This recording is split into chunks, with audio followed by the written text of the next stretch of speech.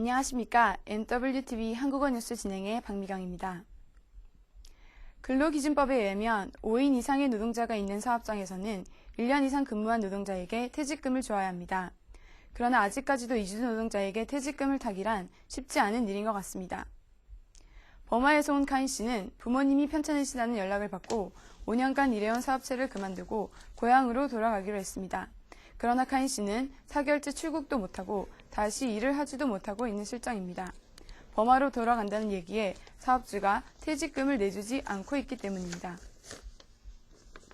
그냥 사장님이 저한테 그냥 계속 전화 통화하시고 그냥 욕하더라고요. 욕도 가고 그리고 협박도 가고 여러 가지로 협박하고 있습니다. 그래서 지금은 제가 가야 너 집에 빨리 가라.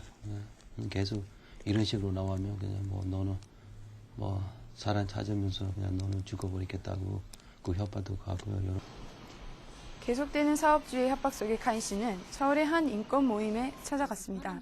인권 모임을 통해서 퇴직금을 받기 위한 절차에 대해 상담을 받았습니다. 현재 카인 씨는 노동부에 진정서를 내고 출석 요구서에 따라 사업주의 조사와 진술을 기다리고 있습니다. 또 길어지는 상황이라서 아마 나중에 월급을 못 받아서 이제 그 상담소를 찾아오는 친구들에 비해서는 해결률이 조금은 좀 떨어지는 편이에요. 왜냐하면 이제 퇴직금이라는 것이 어쨌든 그 근로가 종료된 이후에 이제 청구하는 돈이기 때문에 보통 사업주들에게 연락을 취하면 대개는 반응이 그런 걸 내가 왜 줘야 하느냐 혹은 그런 거 없다. 지난 10월 28일 서울 화계사에서는 이주 사망 노동자를 위한 천도제가 열렸습니다. 한국 땅에서 힘들게 일하다 죽어간 이주 노동자들의 넋을 위로하기 위한 이번 천도제에서는 한국 불교 방식과 함께 몽골, 스리랑카, 방글라데시, 인도네시아, 버마, 네팔, 필리핀 등 각 나라의 추모제도 함께 진행되었습니다. 천도제 봉행위원회의 발표에 따르면 지난 10년간 한국에서 산업재해, 폭행, 강제단속, 자살로 인해 사망한 이주 노동자의 숫자는 3천여 명에 이른다고 합니다.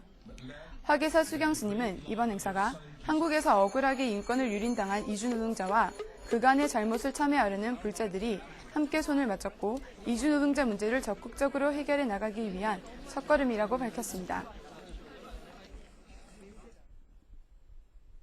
필리핀 신부, 베트남 신부에 이어 요즘 캄보디아 신부가 늘면서 매매혼으로 인한 캄보디아 여성들의 피해 사례가 늘고 있습니다.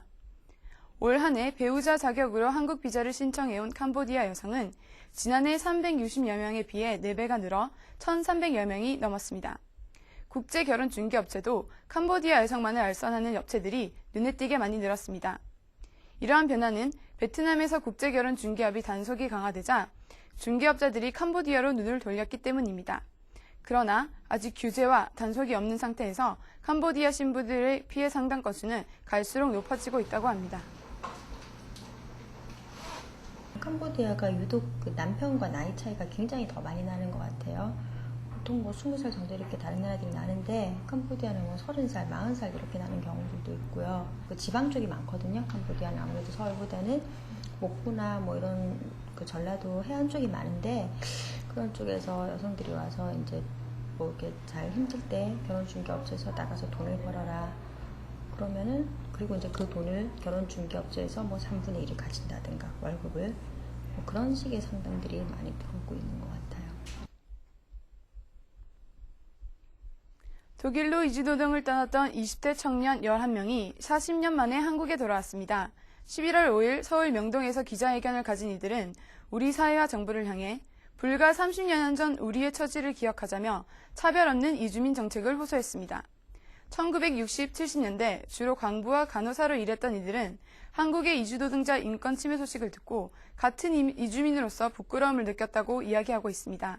이들은 모든 이주노동자와 결혼이민자가 함께 살아가는 우리 사회의 구성원이라는 생각의 변화가 필요하다며 고용을 중심으로 하는 현재의 외국인 인력 정책을 노동 인권 중심으로 바꿔야 한다고 이야기합니다.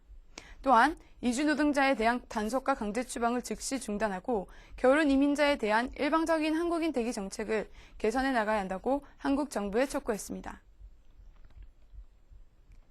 이회창 전 총리의 대선 출마가 결정되면서 30여일 앞으로 다가온 대선이 혼란을 겪고 있습니다. 이명박, 이회창, 정동영 삼각구도로 좁혀져 가고 있는 형국이지만 BMK 문제나 범여권 단일화 등 많은 변수가 남아있어 쉽게 정착되지는 않을 것 같습니다. 지지율 1, 2위인 이명박 후보와 이회창 후보의 빅매치가 박 전 대표의 선택에 따라 갈릴 상황에 놓여 있습니다.